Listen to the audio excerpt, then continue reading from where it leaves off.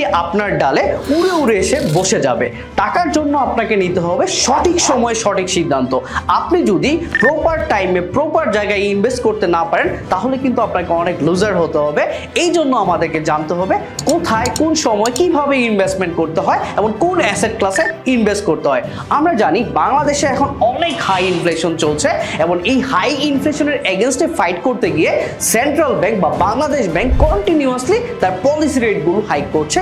আমরা দেখছি সবগুলো পলিসি রেট ইনক্লুডিং আপনার হচ্ছে ব্যাংক রেট, আমরা দেখছি যে ট্রেজারি বিল বন্ড রেট এবং সবগুলো রেট কিন্তু গত এক দশকের সর্বোচ্চ পর্যায়ে আছে। এইটা কিন্তু আপনার জন্য একটা অপরচুনিটি।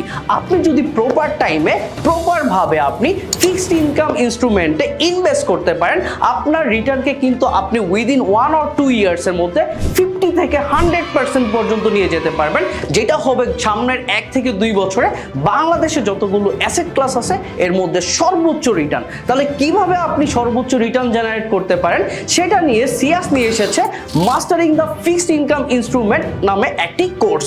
এই কোর্সে আমরা পড়ব কিভাবে আপনি ফিক্সড ইনকাম ইনস্ট্রুমেন্টগুলো সম্পর্কে জানতে পারবেন, এইটার বেসিক কি, কিভাবে আপনি ইন্টারেস্ট রেট ফোরকাস্ট করতে পারেন, কিভাবে আপনি ফিক্সড ইনকাম ইনস্ট্রুমেন্টের ভ্যালুয়েশন করতে পারেন, আপনি কিভাবে গভর্নমেন্ট বন্ডগুলো কিনতে পারেন, সেভিংস সার্টিফিকেট এবং ট্রেজারি বিলের মধ্যে পার্থক্য কি, ট্রেজারি বিল এবং বন্ডের মধ্যে পার্থক্য কি।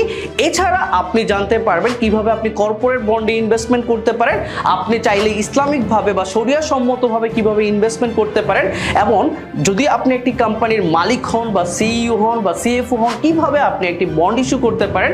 এই জিনিসগুলো নিয়ে কিন্তু আমরা ডিটেইলে ডিসকাশন করব এই কোর্সে। তাহলে আজকে এনরোল করুন আমাদের সাথে।